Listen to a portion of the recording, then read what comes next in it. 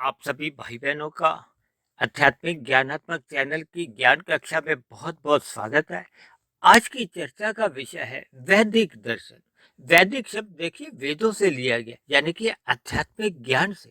और जब आध्यात्मिक ज्ञान का आपके हमारे मन के भीतर एक बोध होने लगता है, इसी बोध होने को ही दर्शन कहा जाता है। देखिए, ये विभिन्न प्रकार के जो परमात्मा, आत्मा और प्रकृति के तीन गुणों से संबंधित जितना भी ज्ञान विज्ञान है, क्योंकि सृष्टि के आरंभ में परमात्मा द्वारा ये वेदों का ज्ञान ब्रह्मा को दिया गया। ये जो वेदों का ज्ञान है, इसको अपौरुषेय कहा जाता है। इसको किसी ने भी लिखा नहीं। फिर इसी वैदिक ज्ञान को ही ब्रह्मा ने चार ऋषियों को, अग्नि, वायु, आदित्य और अंगिरा नाम के, जो उस समय के एक ऋषि थे, जो एक मायातीत की स्थिति में थे। यानी वेदों का ही एक सरलीकरण उपनिषद, पुराण, शास्त्र द्वारा एक ज्ञान संदेश इसीलिए दिया गया। इनके पीछे का उद्देश्य मनुष्य को ज्ञान हो, क्योंकि मनुष्य को जब ज्ञान ही अगर नहीं है तो फिर वो अपने कर्मों को सही सही दिशा तो दे ही नहीं सकता। जबकि दूसरी ओर हम सभी आत्माओं के लिए एक ज्ञान स्वरूप कहा गया कि हम सभी आत्मा पहले ही चेतन सत्ता है, ज्ञान स्वरूप है। यानी हम सभी आत्मा को पहले से ही ज्ञान है। अब आप कहोगे पहले से ही ज्ञान है, तो फिर हम ज्ञान की हर रोज जो चर्चाएं करते हैं, ये जो हमने आध्यात्मिक ज्ञानात्मक चैनल बना रखा है, इसमें तो हम हर रोज ही एक वीडियो तैयार करते हैं। कोई 15 मिनट की, कोई आधे घंटे की, कोई 1 घंटे की, कोई 3 घंटे की भी। तो ये जो हम इतनी वीडियो जो पिछले लगभग 2.5-3 वर्षों से बना रहे हैं, ये तो ज्ञान का कोई अंत ही नहीं है। और वैसे भी देखिए, परमात्मा की सभी बातें अनंत हैं। अनंत का अभिप्राय है जिसका कोई और शोर नजर नहीं आता।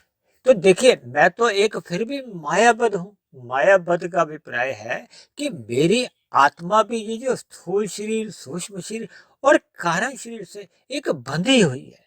क्योंकि मनुष्य योनि को देखिए कर्म योनि कहा जाता है, साधना योनि कहा जाता है। इसीलिए मनुष्यों को ये परमात्मा का ज्ञान विज्ञान का हो, शास्त्रों का ज्ञान हमें समझना होगा।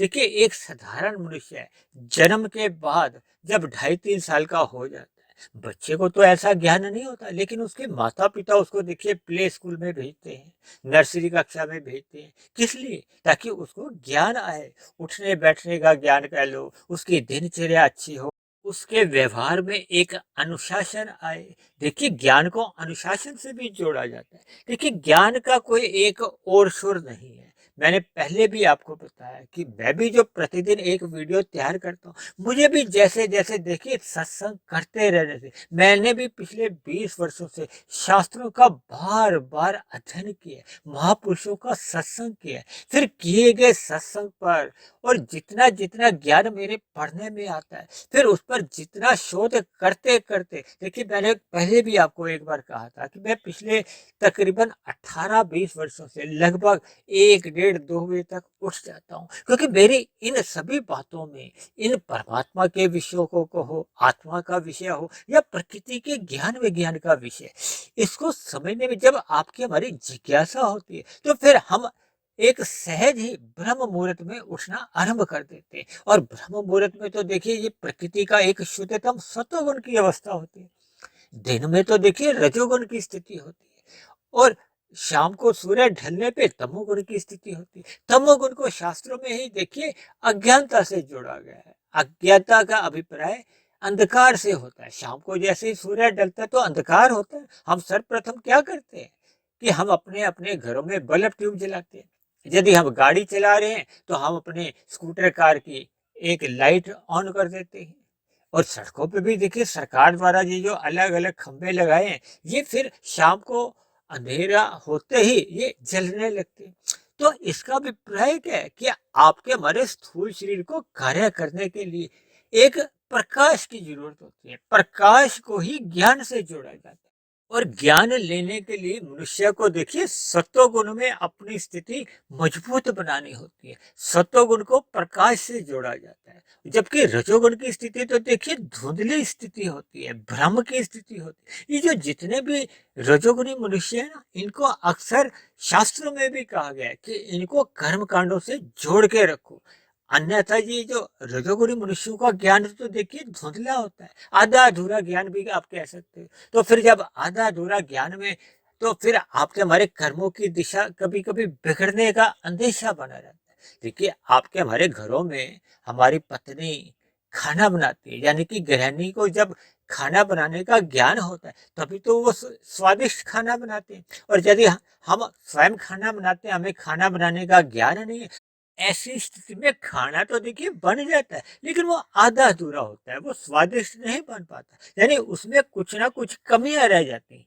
इसीलिए तो रजोगुण को देखिए शास्त्रों में कहा गया ना, धर्म, अर्थ, काम, मोक्ष, ये चार पुरुषार्थ कहे गए और धर्म को प्रथम स्थान पे इसीलिए रखा गया है ताकि एक रजोगुणी मनुष्य को जो दिन भर के जो कार्य होते हैं, पुरुषार्थ करता है धन कमाने के लिए, ये जो धर्म के बाद जो अर्थ और काम है, काम का मतलब क्या होता है कि आपके हमारी जो भोगों की इच्छाएं होती है, और जब ये मर्यादा में रहती है, स्थूल शरीर की आवश्यकता तक ही सीमित रहती है, तब तो देखिए कोई हम गलत कार्य नहीं करते, यानी कि हम धर्म से जुड़े रहते हैं। लेकिन जब जब मनुष्य की इच्छाएं भोगों की बढ़ने लगती है, तो फिर अक्सर मनुष्य को ये धर्म की बातें कुछ अच्छी नहीं लगती। ऐसी स्थिति में फिर वो पाप कर्म कर जाता है। ये वेदों में भी जो मूल रूप से जो ज्ञान दिया गया है, वो विधि विधान और निषेध के बारे में कहा गया है कि मनुष्य क्योंकि कर्म जोनी है, मनुष्य को ज्ञान होना चाहिए कि किन किन कर्मों को हम करेंगे तो वो एक धर्मानुसार होंगे, यानी कि विधि विधान बने हुए हैं। शास्त्र में बताया गया कि मनुष्य को ये कर्म करने चाहिए, और निषेध द्वारा कहा गया, बताया गया, समझाया गया कि इन कर्मों को मना किया गया है, ये पाप कर्म है, ये निषेध है। देखिए हम यातायात में जब अपने स्कूटर कार चलाते हैं तो यातायात के भी विभिन्न नियम होते हैं ना, कि ऐसे ऐसे आप अपनी गाड़ी चला सकती हो, यहाँ आपको रुकना है, यहाँ आपको चलना है, इस दिशा में जाना मना है, इतनी गति तक चलनी है। तो वहां भी जब हम निषेध कर्म कर जाते हैं तो आपके हमारे फिर चलान करते हैं। यदि हम ये कहें कि मुझे तो पता ही नहीं था, तब ऐसी स्थिति बताने पे तो देखिए आपका कोई चलान रुकता नहीं है। इसीलिए परमात्मा के ऊपर कोई ऐसा इल्जाम ना लगे, तो परमात्मा ने सभी आत्माओं को ज्ञान स्वरूप बताया है। फिर ये जो जितना भी ये जो वैदिक ग्रंथ हैं, वेद, शास्त्र, पुराण, उपनिषद, ये विभिन्न नामों से जितना भी देखिए ज्ञान है, इन सभी ज्ञान को मनुष्य को अपने जीवन में अध्ययन करना चाहिए, पढ़ना चाहिए। जितना जितना हम ज्ञान पढ़ते जाते हैं, लेते जाते हैं, और वो ज्ञान आपके हमारे जब कारण शरीर में स्थित होने लगता है, तो आपकी हमारी आत्मा के ऊपर ये जो विषय भोगों का जो पहले एक आवरण चढ़ जाता है ना, देखिए ये आत्मा पे जब आवरण चढ़ जाता है तो फिर ये उसका जो एक आत्मा का जो एक मूल स्वरूप है उसका ज्ञान ढक जाता है। जब उसका ज्ञान ही ढक जाता है तो फिर वो परमात्मा से विमुख हो जाता है। देखिए परमात्मा तो एक आनंद स्वरूप सत्ता है, आत्मा एक ज्ञान स्वरूप सत्ता है। अगर मनुष्य अपने मूल यथार्थ रूप में रहता है, ज्ञान में स्थिति में रहता है, ज्ञान का अभिप्राय देखिए यहाँ आध्यात्मिक ज्ञान से है। ये जो भौतिक ज्ञान किसी को यदि कंप्यूटर का है, मोबाइल का है, या विभिन्न प्रकार के ये जो पदार्थों का ज्ञान विज्ञान, उसको अगर एक बहुत ही गहरे तल पे आता है तो उस ज्ञान को भी भले ही बोलने में ज्ञान कहा जाता है, लेकिन हम जब भी आध्यात्मिक ज्ञानात्मक चैनल पर ज्ञान की जो चर्चाएं करते हैं उसका अभिप्राय देखिए आध्यात्मिक बातों से होता है, आध्यात्मिक विषयों से होता है। तो ये जो आध्यात्मिक ज्ञान विज्ञान जैसे जैसे मनुष्य को एक मूल स्थिति में समझ आने लगता है तो फिर उसका इन प्रकृति के जो पदार्थों के जो पांच भोग विषय हैं, गंध, रस, रूप, स्पर्श और शब्द, इनसे एक ज्ञान पूर्वक वैराग्य होने लगता है। देखिए एक वैराग्य होता है भय पूर्वक।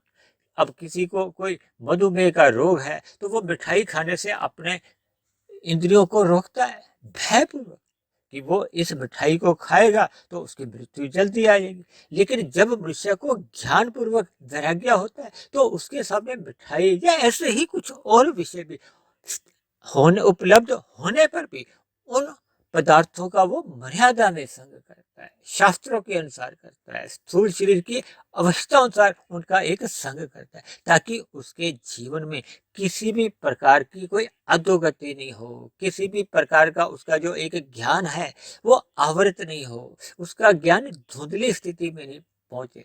और जब जब मनुष्य देखिए तमोगुण की स्थिति में पहुंच जाता तो उसको तो कोई भी ज्ञान रहता ही नहीं है, और अज्ञानता में वो देखिए पाप कर्म करता रहता है। और पाप कर्म करते हैं या हम पुण्य कर्म करते हैं, इनका तो देखिए कर्माशय बनता है। जैसा जैसा कारण शरीर में कर्माशय बनता है, फिर ये जो मनुष्य जोनी में मरने के बाद की फिर स्थितियां वैसी वैसी बनती हैं। देखिए हमने इन पर बहुत चर्चाएं की है, मरने के बाद का अगला जन्म कैसा है, नए जन्म का आधार कैसा है। जब विभिन्न प्रकार से देखिए हमने इन स्थितियों पर चर्चा की थी। ये जो हमने मनुष्य के मरने के बाद का अगले जन्म को तो बहुत ही विस्तार से एक 2.25 घंटे की वीडियो हमने तैयार की थी। तो इन सभी बातों का देखिए हम मनुष्य जीवन पाकर इनका हम अध्ययन कर सकते हैं। परमात्मा के ज्ञान विज्ञान को यथार्थ रूप में जितना अधिक हम समझ जाते हैं, फिर उतना उतना आपकी हमारी दिनचर्या सात्विक बनने लगती है, आपके हमारे कर्मों में सुधार आने लगता है। तब ऐसी स्थिति में मनुष्य पाप कर्म तो फिर करता ही नहीं है, और जितने भी वो कर्म करता है स्थूल शरीर से प्रेरित होता है, वो भी फिर देखिए अपनी अवस्था अनुसार सकाम भाव से करता है। और भोग प्रेरित होकर कोई भी कर्म करता ही नहीं है, फिर वो अपने कर्तव्य कर्मों को ईमानदारी से निभाता है, यानी कि वो अपने कर्मों को एक निष्कामता का एक आयाम देता है। देखिए जब जब हम सकाम रूप से कर्म करते हैं तो हम प्रकृति के गुणों से बंधते जाते हैं, आपका हमारा कर्माशय बनता है। और जब जब मनुष्य निष्काम भाव से कर्म करता है, फल पाने का उद्देश्य उसका होता ही नहीं। देखिए स्थूल शरीर की अवस्थाओं की पूर्ति के लिए हमारा फल पाने का उद्देश्य तो बना रहता है, उसको भी शास्त्रों में एक निष्कामता के साथ ही जोड़ा है, क्योंकि वो तो आपकी हमारी एक आवश्यकता है। लेकिन जब जब हम भोग प्रेरित होकर कुछ इच्छाएं पाल लेते हैं, तो उन इच्छाओं की पूर्ति के लिए देखिए जब हम धर्मानुसार कर्म करते हैं, अन्य जीवों को तंग नहीं करते, उनसे किसी भी प्रकार का छल कपट ठगी हेरा फेरी नहीं करते, तो फिर हम रजोगुण में गिरे रहते हैं। देखिए रजोगुण में स्थित रहने पे भी हमारा कोई पाप कर्मों का कर्माशय नहीं बनता, भले ही रजोगुणी कर्म एक साधारण पुण्य कर्म गिने जाते हैं। और सतोगुण में रह के जो हम पुण्य कर्म करते हैं, हम पहले अन्य जीवों के एक सुखों का ध्यान रखते हैं, परोपकार के कार्य करते हैं, सात्विक स्थितियों में ज्ञान लेते हैं, तब ऐसी स्थिति में आपका हमारा सतोगुण में एक विशेष प्रकार के पुण्य कर्म होते हैं। ये जो रजोगुणी पुण्य कर्म और सतोगुणी पुण्य कर्म, ये दोनों ही पुण्य कर्म माने जाते हैं। रजोगुणी पुण्य कर्म साधारण पुण्य कर्म है, और सतोगुणी पुण्य कर्म एक विशेष पुण्य कर्म है। और जैसे जैसे मनुष्य सतोगुणी पुण्य कर्म करता है, तो फिर उसकी आगे की यात्रा बढ़ने की एक संभावना बनती है। देखिए तमोगुण, रजोगुण और सतोगुण, तभी तो कहा जाता है तमोगुण से 10 गुना अच्छा रजोगुण है, रजोगुण से भी 10 गुना अच्छा सतोगुण है। तो जैसे जैसे मनुष्य एक ऊंचाइयों पे जाता है, सीढ़ियां ऊपर की चढ़ता है, तो फिर उसके एक व्यवहार में कहो, स्वभाव में कहो, एक सकारात्मक दिशा पकड़ने लगती है, उसके कर्मों में फिर सुधार होने लगता है।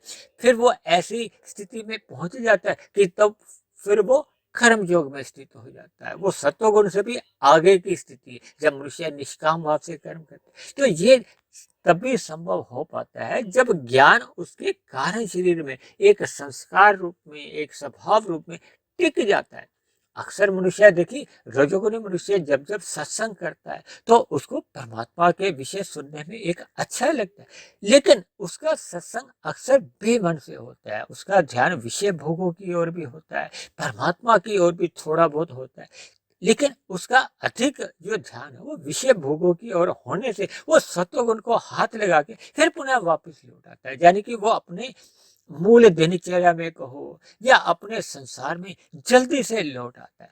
लेकिन जब जब आपका हमारा ज्ञान श्रद्धा पूर्वक होने लगता है, देखिए आज जो मैंने ये जो वैदिक को एक दर्शन के साथ जोड़ा, ये दर्शन का क्या अभिप्राय है।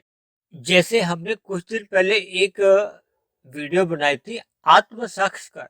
देखिए जब हम आत्मा के स्तर पर परमात्मा से एक ध्यान जोड़ते हैं, संबंध जोड़ते हैं, तो फिर परमात्मा की अनुभूति होने लगती है। उसी को ही ये शास्त्रों को एक दर्शन का नाम दिया है। इन शास्त्रों को पढ़ने से भी हमारी जो अंदर की सात्विक स्थितियां बनती है ना, उसको भी एक दर्शन से जोड़ा गया, क्योंकि ये हमें परमात्मा का ज्ञान विज्ञान समझाते हैं, हमें आत्मा के और परमात्मा का जो एक मूल यथार्थ संबंध है उससे अवगत कराते हैं। इसलिए इन सभी शास्त्रों को देखिए दर्शन शास्त्र भी कहा जाता है। ये कहीं कहीं देखिए ये श्रुति ग्रंथ भी कहा जाता है। श्रुति का मतलब होता है जब हम देखिए कानों से सुनते हैं। श्रोता शब्द भी ये आता है ना, देखिए श्रोतागण का स्वागत हम कहते हैं कभी कभी। तो ये सभी देखिए बातें एक वैदिक ग्रंथों से ही जुड़ी रहती है। ये जो वेद शास्त्रों में भी जो विभिन्न प्रकार का जो ज्ञान दिया गया है, देखिए वेद शास्त्रों में तो ज्योतिष, गणित, रसायन, औषधि, भूगोल और ये जो आपके हमारे जीवन में जो कर्म कांड होते हैं ना, जिनसे मनुष्य का एक रजोगुण एक मर्यादित रहता है, सत्वगुण की लगाम से नियंत्रण में रहता है। इन सभी बातों का देखिए सृष्टि के आरंभ में ही वेद प्रकट होते हैं। परमात्मा द्वारा एक अपौरुषीय ज्ञान कहा जाता है, यानी कि वेदों को किसी ने भी लिखा नहीं, इसीलिए तो अपौरुषीय कहा जाता है। जबकि उसके बाद के जितने भी ग्रंथ हैं, चाहे वो दर्शन शास्त्र हैं, चाहे वो पुराण है, उपनिषद है, ये उनका एक सरलीकरण है। क्योंकि ऐसा माना जाता है कि देखिए जब सतयुग होता है तो लोगों की बुद्धि एक उच्च स्तर की होती है। फिर सतयुग के बाद त्रेता युग आता है तो उनकी बुद्धि थोड़ी निम्न स्तर की होती है। देखिए सतयुग में लोगों का परमात्मा के प्रति लगभग 100% ही एक आस्था बनी होती है। और जैसे जैसे इस युग का एक ह्रास्य होता है या आगे क्रमबद्ध तरीके से ये बढ़ते हैं तो त्रेता युग में कुछ धर्म का ह्रास्य होने लगता है। फिर ये द्वापर युग आता है। फिर देखिए हम सभी भाई बहन तो कल युग में रह रहे हैं। एक कल युग में एक साधारण मनुष्य को इन सात्विक ग्रंथों को पढ़ने की कोई विशेष रुचि नहीं होती। ये जो हम भी जो प्रतिदिन एक वीडियो तैयार करते हैं, इन वीडियो को भी देखिए बहुत गिनती के मनुष्य होते हैं जो आरंभ से लेकर अंत तक सुनते हैं। जब तक एक साधारण मनुष्य की एक जिज्ञासा नहीं होती, देखिए एक साधारण मनुष्य की इच्छा होना एक अलग बात है। इच्छा होने पे मनुष्य इन सात्विक वीडियो को थोड़ा सा सुनता है, फिर आगे बढ़ जाता है। तो वो चाहता है कि मुझे 2-4 लाइनों में ही कुछ ऐसा सूक्ष्म रहस्य समझ में आए, तो फिर वो वहां टेकता है। अन्यथा देखिए एक साधारण मनुष्य की एक जो स्थिति होती है वो नयापन चाहता है, फिर आगे कुछ और नया चाहता है, फिर आगे कोई एक नई वीडियो सुनता है, फिर ऐसे ही वो पढ़ने में भी अपने बुद्धि में एक बार बार एक चंचलता ले आता है जिससे उसकी एकाग्रता नहीं हो पाती। देखिए शास्त्रों में कहा गया है हमें शब्दों द्वारा ज्ञान सुनना चाहिए।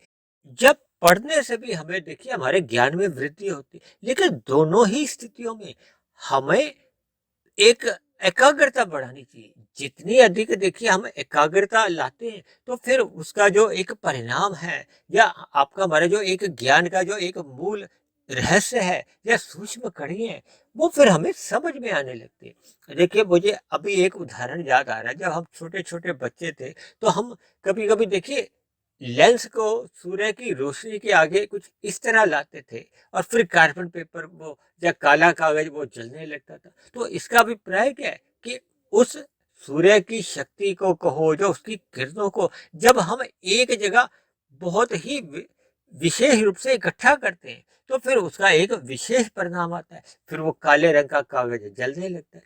देखिए ये एक उदाहरण मात्र है। इसी तरह देखिए मुझे अब ध्यान आ रहा है कि तकरीबन 1-1.5 वर्ष पहले मन एक दूरदर्शन पे भी हमने एक चर्चा की थी। उसका मुझे देखिए जो एक विचार आया था, आपके हमारे चैनल पे देखिए एक भारत सरकार का एक चैनल है ना जिसका नाम दूरदर्शन है। उस दूरदर्शन का क्या अभिप्राय होता है कि ये हमें दूर के दर्शन करवाता है। देखिए अब कभी कभी हम कोई मैच देखते हैं या किसी अन्य देश में कोई एक कार्यक्रम चल रहा है तो उसका जब सीधा प्रसारण होता है तो हम घर बैठे ही टीवी के पटल पर देखते हैं। तो वो हमें दूर के दर्शन कराता है। मैच कहीं चल रहा है हम घर बैठे अपने शयन कक्ष में बैठकर देख लेते हैं। तो ये दर्शन का मतलब ही क्या है कि वहां के दूर के दृश्यों का हमें दर्शन होने लगता है। इसी तरह ये शास्त्रों का भी हम जैसे जैसे एक सूक्ष्म रूप में एक पढ़ते हैं या इन पर विचार करते हैं, मंथन करते हैं, तो ये दर्शन होता है। इसलिए तो मैंने आज वैदिक के साथ देखिए एक दर्शन शब्द जोड़ा है। ताकि हम इन शास्त्रों के जो एक मूल रहस्य है, परमात्मा या आपके जो मायातीत जो ऋषि हुए हैं, जिन्होंने परमात्मा का एक ध्यान लगाते हुए मायातीत की स्थिति में पहुंचते हुए इन वेद शास्त्रों का एक सरलीकरण करते हुए विभिन्न प्रकार के ये जो ग्रंथ लिखे, पुराण, उपनिषद, इनका हमें एक विस्तार पूर्वक एकाग्र होकर हमें पढ़ना चाहिए। जितना जितना हम पढ़ते जाते हैं तो आपकी हमारी जो अज्ञानता है वो मिटती जाती है। जैसे जैसे आपके हमारे मन के भीतर से या कारण शरीर में जो अज्ञानता के जो बुरे संस्कार होते हैं वो जलने लगते हैं, समाप्त होने लगते हैं। जैसे देखिए सुबह जब प्रकाश आता है सूर्य का, तो फिर ये जो अंधकार है ये छटने लगता है और एक ऐसी स्थिति बनती है तो हम कभी विश्वास भी नहीं कर पाते कि अभी अंधेरा था। तो ये सभी स्थितियों पर हमें चिंतन करना चाहिए, हमें अपनी अज्ञानता मिटानी चाहिए। जितना जितना आपका हमारा ज्ञान कारण शरीर में स्थिर होता जाएगा, स्थायी स्थिति में होता जाएगा, फिर उतना उतना उसका अनुकूल प्रभाव आपके हमारे मन बुद्धि में पड़ता है। देखिए परमात्मा ने आपके हमारे मन बुद्धि को आरंभ से ही सात्विक बनाया था। सात्विक का मतलब है कि उसमें सत्वगुण की प्रधानता होती है। इस पर भी हमने एक बहुत लंबी एक चर्चा की थी। और भगवान श्री कृष्ण ने तो देखिए अर्जुन को माध्यम बनाते हुए वो जो एक रथ को एक स्थूल शरीर के साथ जोड़कर उसकी लगाम अपने हाथों में रखी। इसका अभिप्राय क्या है कि हमें अपने जीवन को परमात्मा की ओर शरणागति रखना है, अपने मन बुद्धि को ये जो 5 भोग्य विषय हैं, 5 घोड़े हैं, या स्थूल शरीर का जो एक 5 हमारे स्थूल ज्ञानेंद्रिय हैं, कर्मेंद्रिय हैं, इनको बुद्धि की लगाम से देखिए बुद्धि किसके हाथ में है? परमात्मा के हाथ में। यदि हम परमात्मा की शरणागति रहते हुए सत्संग में ही अपना जीवन बिताते हैं, ज्ञानमय स्थिति में रहते हैं, तब आपका हमारा जीवन एक व्यवस्थित होता है, संतुलित बना रहता है, जीवन में एक अनुशासन बना रहता है।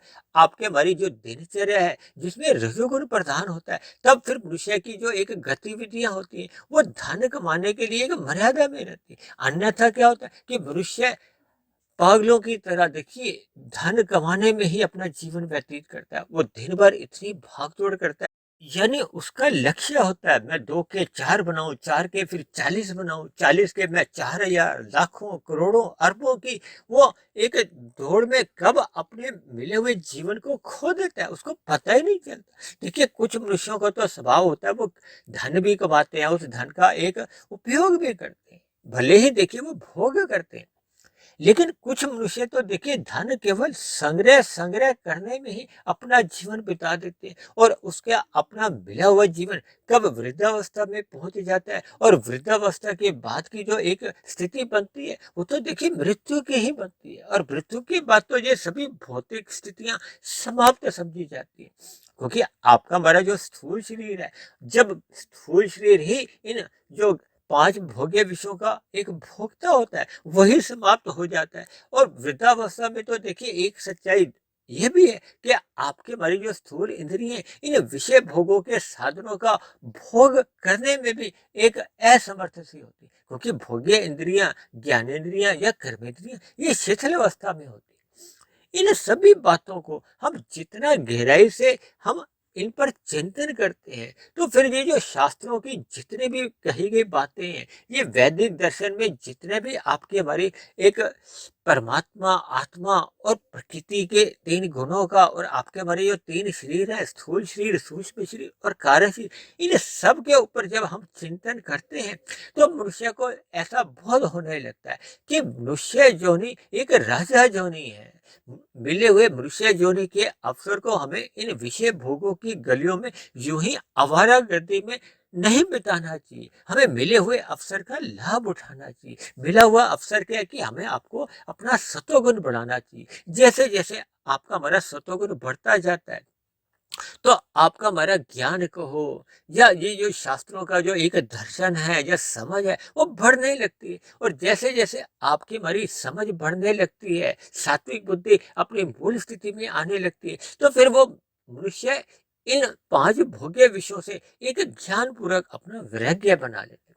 और जब जब मनुष्य का प्रकृति के विषय भोगों से एक वैराग्य हो जाता है, विमुखता आ जाती है, तो फिर सम्मुखता कहाँ आएगी? परमात्मा के यहाँ। क्योंकि जैसे जैसे हम प्रकृति के इन विषय भोगों को मर्यादा में लिखते हैं, यानी अपने स्थूल शरीर की आवश्यकताओं तक ही सीमित रखते हैं, इन सुखों को हम रस पूर्वक नहीं भोगते, इन पदार्थों का हम त्याग पूर्वक एक उपयोग मात्र करते हैं।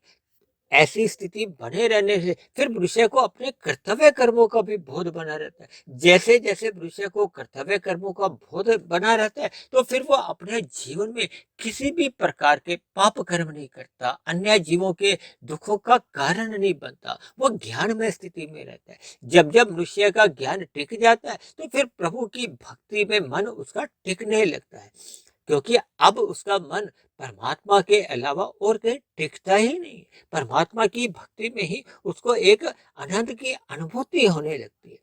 तब ऐसी स्थितियां निरंतर बने रहने से फिर उसका ब्रह्म मुहूर्त में उठना उसका एक स्वभाव बन जाता है। देखिए, ब्रह्म मुहूर्त को मैंने बार बार आप सभी भाई बहनों को अपनी सभी वीडियो में एक जोर देकर कहता हूँ, क्योंकि देखिए, ब्रह्म मुहूर्त का समय एक प्रकृति के सतोगुण का एक शुद्धतम समय माना गया है। जब परमात्मा की ओर से कहो, प्रकृति की ओर से एक अनुकूलताएं होती हैं, अनुकूल वातावरण होता है, परमात्मा में मन टिकने की संभावनाएं अधिक होती हैं।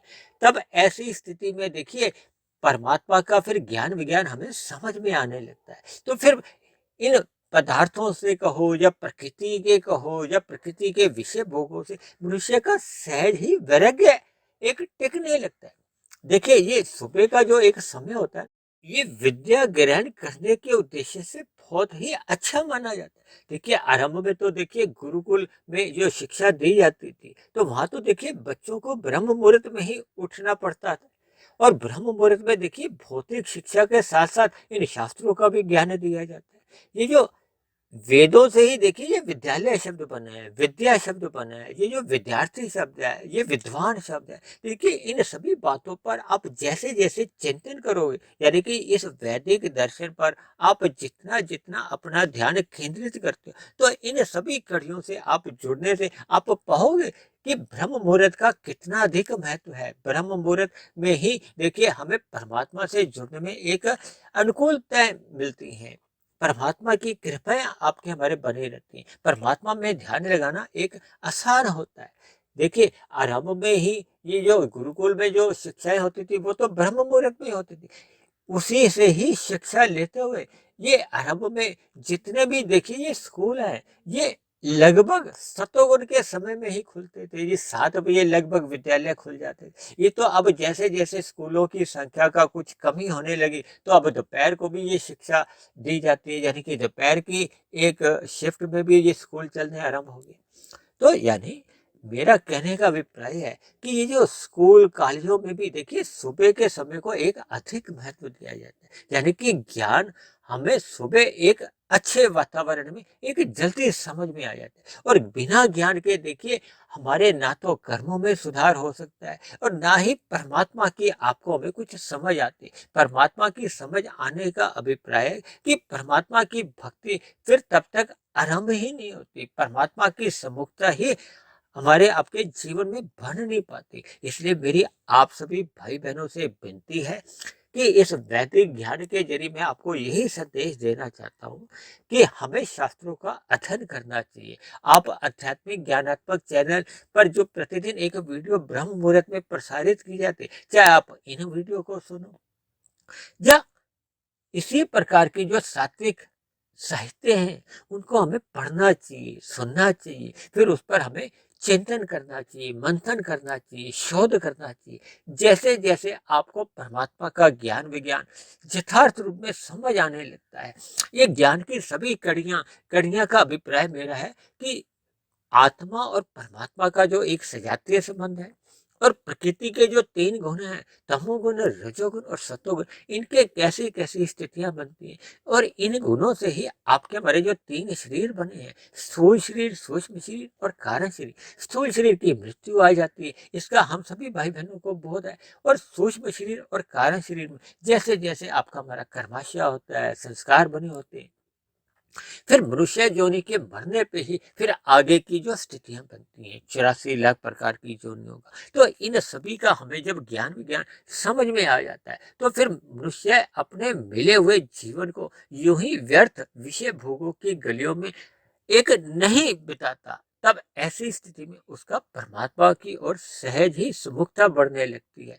देखिए आरंभ में सभी भाई बहनों का ये सत्संग बेमन से ही होता है, इस पे कोई बुरा मानने की बात नहीं। फिर धीरे धीरे मन टेकने लगता है, क्योंकि बच्चे भी देखिए आरंभ में शिक्षा ग्रहण करने जाते हैं तो वो रोते धोते ही जाते हैं, क्योंकि उनको आरंभ में ये भौतिक शिक्षा भी अच्छी नहीं लगती, लेकिन बाद में वो अपने आप ही उस भौतिक शिक्षा पर अपना ध्यान केंद्रित करते हैं।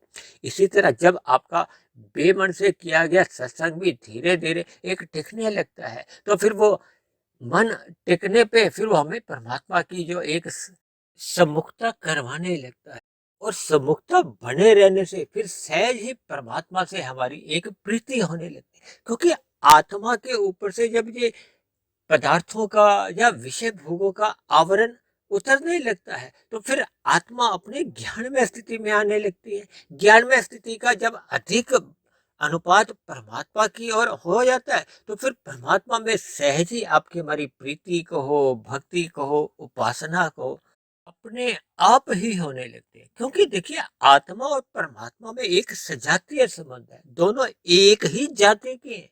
जैसे ये जो आपका हमारा स्थूल शरीर प्रकृति के विषय भोग की ओर जो आकर्षित होता है ना, उनमें एक सजातीय संबंध है। विषय भोग भी देखिए तामसी है, आपका हमारा स्थूल शरीर भी तामसी है।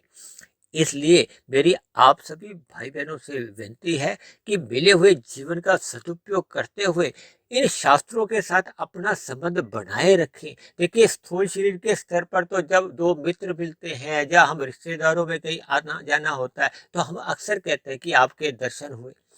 इसी तरह हमें अपने मिले हुए जीवन में मन के स्तर पर, आत्मा के स्तर पर इन वैदिक दर्शनों से हमें अपने दर्शन कराने होंगे, यानी कि इन शास्त्रों का अध्ययन करना होगा, इन पर चिंतन करना होगा, मनन करना होगा, शोध करना होगा। फिर जैसे जैसे ये परमात्मा का ज्ञान विज्ञान आपको समझ में आ जाएगा तब आपकी दिनचर्या अपने आप ही सात्विक बनने लगेगी। आपका रजोगुण मर्यादा में होगा और आपका तमोगुण जो मल रूपी तमोगुण है उससे आप सहज ही बचने लगोगे, और ब्रह्म मुहूर्त से पूर्व ही सहज ही आपकी फिर नींद खुलने लगेगी। ब्रह्म मुहूर्त का संग आपको अच्छा लगने लगेगा, और ये सभी स्थितियां जब निरंतर आपके जीवन में संस्कार रूप में, स्वभाव रूप में बन जाती हैं तो फिर आपका हमारे जीवन में एक आध्यात्मिक उन्नति एक गति पकड़ लेती है। तो ऐसी सभी शुभ स्थितियां हम सभी भाई बहनों के जीवन में भी बने। इन्हीं शुभ कामनाओं के साथ आज की चर्चा विशेष को हम यही विश्राम देते हैं। यदि बनी हुई वीडियो आपको प्रेरणादायक लगी हो, ज्ञानवर्धक लगी हो, परमात्मा में प्रीति करवाने में आपके भीतर एक जिज्ञासा उत्पन्न हो गई हो, तो मेरी आप सभी भाई बहनों से विनती है कि इन बनी हुई वीडियो को भी आप अधिक से अधिक भाई बहनों में शेयर करें, ताकि समाज में एक सतोगुणी वातावरण का विस्तार हो। उस सतोगुणी वातावरण में हम सभी भाई बहनों का सुखमय जीवन बीते, परमात्मा में सदा हमारी प्रीति बनी रहे, हम सभी भाई बहनों को अपने कर्तव्य कर्मों का बोध रहे। ऐसी सभी शुभ स्थितियां हम सभी भाई बहनों के जीवन में तभी बन पाती हैं जब हम इन शास्त्रों से जुड़ते हैं, यानी कि वैदिक ग्रंथों का हम दर्शन करते हैं। दूसरी बात, यदि मेरी बनी हुई वीडियो पर आपको किसी प्रकार की कोई आपत्ति हो, शिकायत हो, तो आप अपनी आपत्ति या शिकायत को भी नीचे दिए गए कमेंट्स बॉक्स पर जाकर लिख सकते हो। तो चर्चा विशेष को अब हम यही विश्राम देते हैं, और कल फिर मिलते हैं एक नए विषय को लेकर, एक नए संदेश के साथ। तब तक आप सभी भाई बहनों का बहुत बहुत धन्यवाद।